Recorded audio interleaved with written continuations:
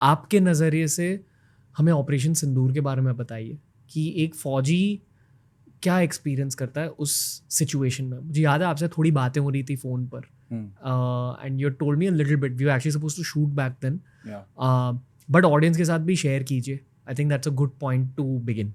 या रणवीर 22 की रात से ही जो आर्मी ने एंड जो भी हमारे एडीएसएस थे, हमने उनको मोबिलाइज करना स्टार्ट कर दिया था। एट द सेम टाइम जो हमारी एसएफ फोर्सेस थी, both of army and air force, वो हरकत में आ गई थी। उन्होंने जो एलसी के आसपास जितने भी टेररिस्ट हाइड आउट्स थे, जिनकी हमारे पास पुख्ता इंट होती है, हमने उन्हें निकालना इनफैक्ट 23 तारीख से ही शुरू कर दिया था। ठीक है, जो वैली के अंदर जितने स्लीपर सेल्स हैं, जिसके बारे में हमें पता है, ठीक है, हमारी इंट एजेंसीज को पता है, वहाँ उनकी गिरफ्तारियां शुरू हो गई थी। ठीक है, and you will be surprised to know कि between 23 April till 30 April valley में ऑलमोस्ट 1000 गिरफ्तारियां हुई थी ऑफ द स्लीपर सेल्स। ये जो टाइम हमने यूटिलाइज किया, ये हमने यूटिलाइज किया इंट गैदरिंग में, प्रिसाइज इंट गैदरिंग, ठीक है, एंड प्लानिंग में, प्लानिंग ऑफ द रिसोर्सेस। ठीक है, this was a jointly planned exercise not only by 3 forces but also इसमें इंट एजेंसीज, हमारी space agencies, ISRO, political leadership, everybody was involved. It was a totally a team effort and it was a I would say कि ये पूरे country का effort था, जो एक देश में जो यूनिटी थी इस बात का बदला लेने के लिए, है ना, जो जो एक सारे लोग जो साथ आए, ठीक है, ये सबसे बड़ा फैक्टर था। ठीक है, जो एक फौजी को जो वहां पे फ्रंट पे बैठा है, ठीक है, जो एक ऑफिसर जो उन ट्रूप्स को कमांड कर रहा है, उसके लिए ये बहुत मैटर करता है कि जो कंट्री एंड कंट्री मैन का जो विल है टू रेजिस्ट टू फाइट, वो कितना असरदार है। और आज की डेट में इट्स नरेटिव का जमाना है। ठीक है, तो कोई भी सिपाही जो फ्रंट पे लड़ रहा है, वो जितना दुश्मन से नफरत करता है, उससे ज्यादा जो कंट्रीमैन है उससे प्यार करता है।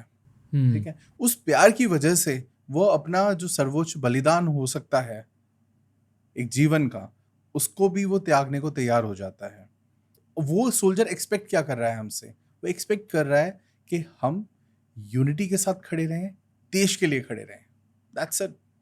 एक्चुअली में जो हम रणवीर, जो ये ऑपरेशन हुआ, ऑपरेशन सिंदूर जो हुआ, इसमें हम बात कर रहे हैं कि इंडिया एंड पाकिस्तानी मिलिट्री वो face to face, but I would say Pakistani सिर्फ मिलिट्री थी, but it was a fight between Indian military, Pakistan military and Chinese weapon. ठीक है, used by the Pakistanis. Used by the Pakistani and there are inputs Ranveer कि जब ये सब चल रहा था, even the Chinese operators, the Chinese officers, the Chinese crew, they were present in the nerve system जहाँ से operations control हो रहे थे, the command and control system of Pakistan. In Pakistani territory? In Pakistani territory, in Pakistan. Alongside the Pakistani Yes, commanders. yes. उन्होंने पूरा अपना दमखम लगाया, ठीक है, कि किसी तरीके से, है ना, इंडिया के जो रिटालिएशन को थोड़ा सा कन्फ्रंट कर पाए, बट नहीं, अल्टीमेटली व्हाट हैपेंड, 10th को, ठीक है, भागे भागे आए कि प्लीज सीज फायर कर लो। एक्चुअली इनको चाहिए था कि किसी तरीके से एक नैरेटिव बना लें, बिकॉज बहुत ज़्यादा इनके इंटरनल कॉन्फ्लिक्ट्स चल रहे थे, तो पूरे देश का दिमाग डाइवर्ट करने के लिए सबसे अच्छा प्ले कार्ड क्या है इनका? इस्लामिक प्ले कार्ड को यूज़ कर लो, कश्मीर को यूज़ कर लो। ठीक है, इससे होगा क्या, थोड़े दिन के लिए बलूचों का, पख्तूनों का दिमाग डाइवर्ट हो जाएगा। ठीक है, एंड अल्टीमेटली तुम फील्ड मार्शल बन जाओगे। थोड़ी सी जियोपॉलिटिकल बातें कर लेते या हैं। Please. Let's begin with the question that you just brought up. आप कह रहे थे कि operation Sindoor is still active.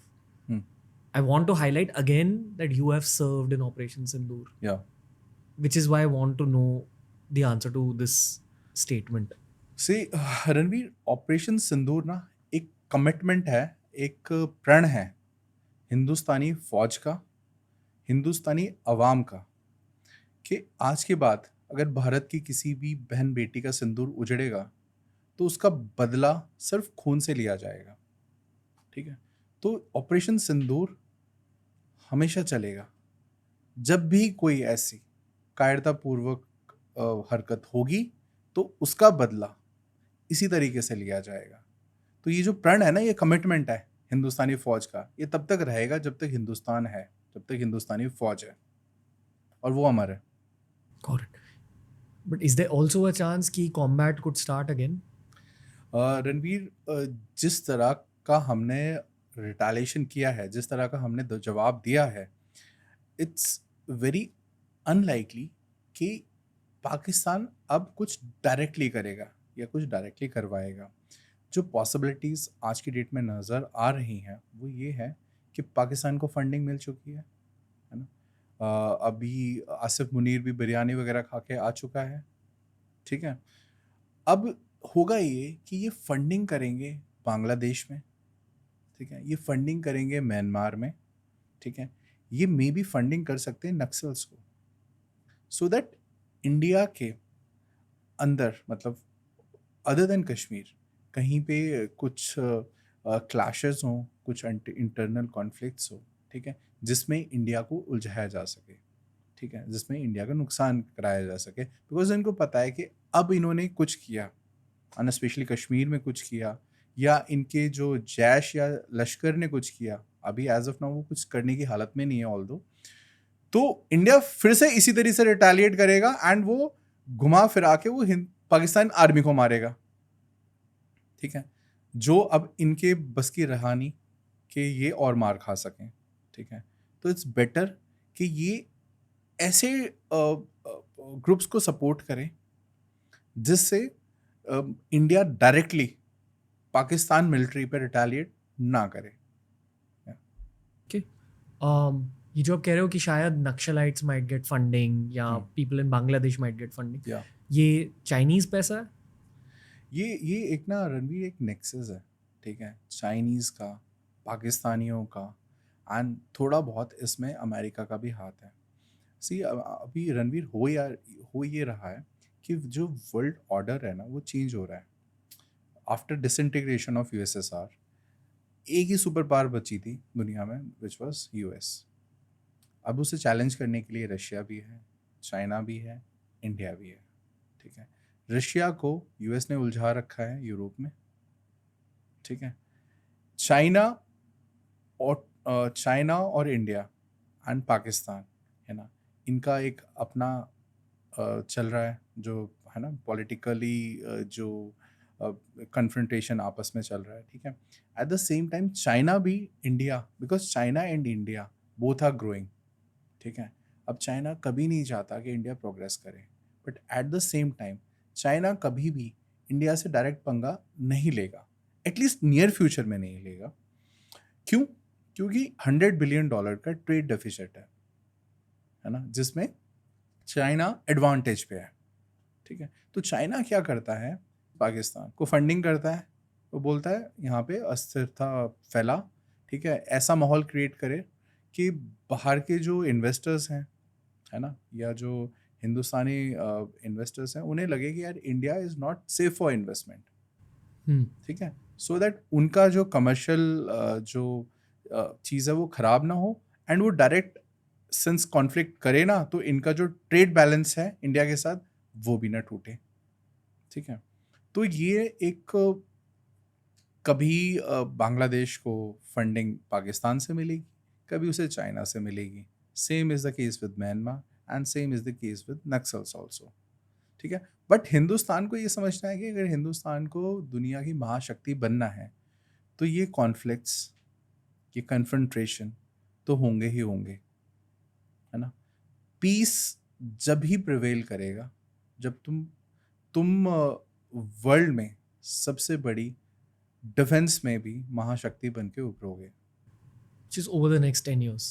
Which is the, या अभी जैसे हमारे गवर्नमेंट का जो विजन है दैट इज बाय 2047, ठीक है, विकसित भारत, हम्म, ठीक है। व्हाट आई सी, जिस तरह से इंडिया प्रोग्रेस कर रहा है उससे पहले ही होना चाहिए ये, ठीक है। बट ये रास्ता इतना स्मूथ होगा नहीं, इसमें हर्डल्स आएंगे। सी जितना चाहे एक पर्सनल एम्बिशन हो, चाहे किसी कंट्री का एम्बिशन हो, जितना एम्बिशन बड़ा होगा उतने ही हर्डल्स, है ना, उतने ही सेक्रीफाइसेस बड़े होंगे लाइफ में, ठीक है। अगर हम सोचें कि हम बैठे रहें, फौज लड़ती रहे, ब्यूरोक्रेट्स अपना दिमाग लगाते रहें, पॉलिटिकल लीडर्स प्लान बनाते रहें और इंडिया महाशक्ति बन जाएगा, तो ऐसा नहीं होगा। हर देशवासी को इसको महाशक्ति बनने में, विकसित भारत बनने में अपनी तरीके से कंट्रीब्यूट करना पड़ेगा।